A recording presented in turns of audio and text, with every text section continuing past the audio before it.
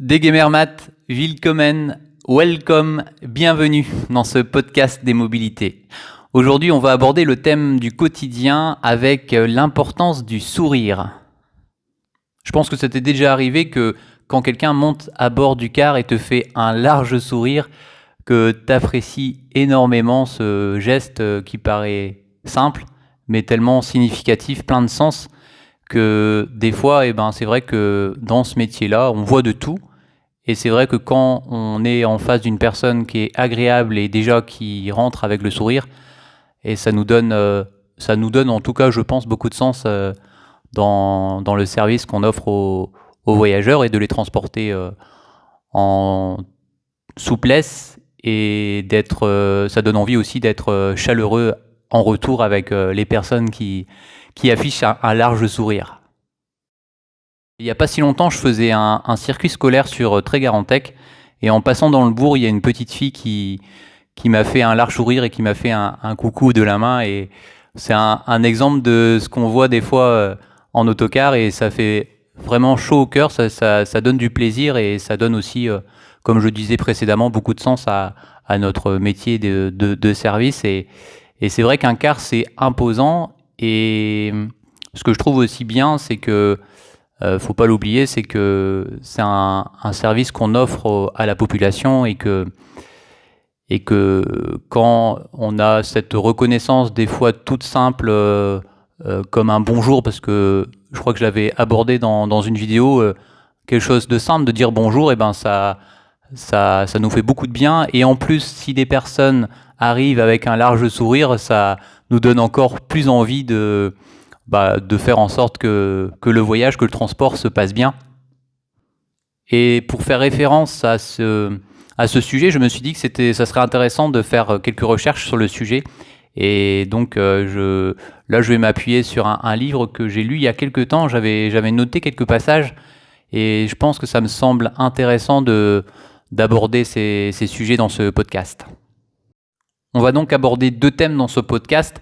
Le premier, ça va être les neurones miroirs et le second, ça va être le fait de mettre en évidence les bienfaits du rire, du sourire pour la santé. Alors j'ai hésité à le mettre dans la catégorie santé, mais je me suis dit que c'était plutôt le quotidien parce que c'est vraiment ce qu'on peut voir au quotidien et c'est vrai que, je le répète, mais c'est vrai qu'une personne qui rentre en souriant dans le car, ça fait toute la différence.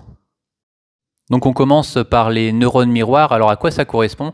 C'est que dans le cerveau, il y a ce qu'on appelle des neurones miroirs. Ça veut dire que quand une personne en général a une attitude, on a tendance à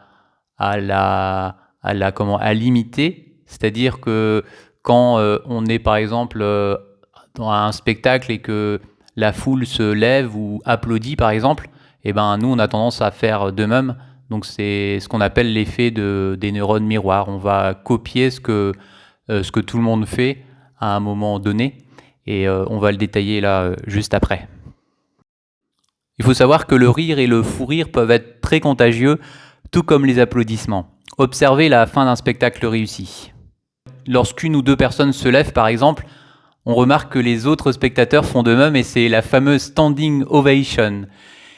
Il en va de même pour les zolas dans les stades. Par le biais de ces comportements, nous retrouvons le rôle des neurones miroirs qui participent à leur propagation. Les occasions de rire ne sont pas assez nombreuses et le temps que nous y consacrons diminue depuis un siècle. Aujourd'hui, donc on observe que les gens prennent moins l'habitude de sourire. C'est un constat global et voilà, ça dure depuis une centaine d'années. Et pour réagir justement à ça, je pense qu'à nous aussi des fois de montrer l'exemple et de faire en sorte que quand dans certaines occasions on sourit, de faire en sorte aussi que ce soit contagieux vis-à-vis des autres passagers dans le car par exemple. Alors là, c'est vrai que quand on conduit, c'est pas toujours facile. Après, je prends juste quelques exemples, c'est quand on a l'occasion de prendre la parole par exemple. Alors si l'on regarde les programmes de cinéma ou de télévision, force est de constater que la majorité est réservée à des films policiers, de guerre ou à des drames. Les films comiques sont rares, ce qui est paradoxal car ils rencontrent des succès incroyables. Il faut alors provoquer le rire, rechercher dans votre entourage la compagnie de personnes drôles et écarter les émetteurs négatifs. Ce ne sont pas les moyens artificiels comme les spectacles qui comptent, mais les relations gaies et joyeuses. Rire, c'est oser être spontané, ne plus être sur la défensive, lever ses inhibitions et exprimer ce que l'on ressent sans complexe et sans tabou. Le rire détend et rend sympathique. Se forcer à sourire pousse à sourire vraiment. De plus, un sourire mobilise plus de 30 muscles faciaux, ce qui constitue une bonne gymnastique. N'hésite pas à te rapprocher d'un petit groupe qui rit, par exemple, pour bénéficier du phénomène d'entraînement. Brise les codes, au lieu de demander à quelqu'un comment il va, demande-lui plutôt ce qui lui est arrivé de plus drôle depuis un mois. Le rire tient une place prépondérante dans la bonne santé et ses bienfaits ont été étudiés. Et c'est là que ça devient intéressant parce que on se rend compte que c'est un formidable anti-stress, bénéfique sur les plans respiratoires et cardiovasculaires, en particulier en entraînant une baisse de la pression artérielle. Il génère des endorphines, hormones proches de la morphine dans leur composition. C'est aussi un antidouleur et un élixir naturel de forme et de jeunesse. Le professeur Svebak, donc ça c'est en Norvège, a étudié 53 000 sujets pendant 7 ans et a constaté que ceux qui avaient un sens de l'humour amical sans agressivité affichaient une mortalité globale diminuée de 20%. Et donc là, on arrive dans le deuxième thème, à savoir les bienfaits sur la santé. Donc pour résumer, si on est quelqu'un qui a le sourire, eh ben, on a une mortalité qui diminue nettement et je pense que c'était intéressant de le souligner ici. Sigmund Freud a souligné dans ses ouvrages que le rire est un atout pour la personnalité. Il permet de ne pas se laisser déborder par les événements et de faire naître une invincibilité en soi face à l'adversité. Et on constate qu'il n'y a pas de bons ou de mauvais moments pour rire. Ce ne sont pas forcément les comiques de situation qui font rire, mais notre réceptivité à ceux-ci qui peuvent le devenir. Plus on rit, plus on aura envie de rire. Quelle qu'en soit la raison, cela fait du bien.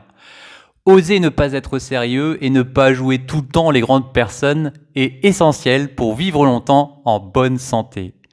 Quand on sait que l'orgasme masculin dure environ 6 secondes et l'orgasme féminin 20 secondes, ne te prive surtout pas de rire, ne serait-ce que quelques instants. Voilà, tout est dit. Je crois que on en a terminé là pour ce podcast. J'espère qu'il t'a plu. Nous, on se retrouve comme d'habitude lundi prochain à 8h pour un nouveau podcast. Et d'ici là, je te souhaite une bonne route, un bon voyage et comme d'habitude, bonne réussite dans tes projets. Allez, ciao!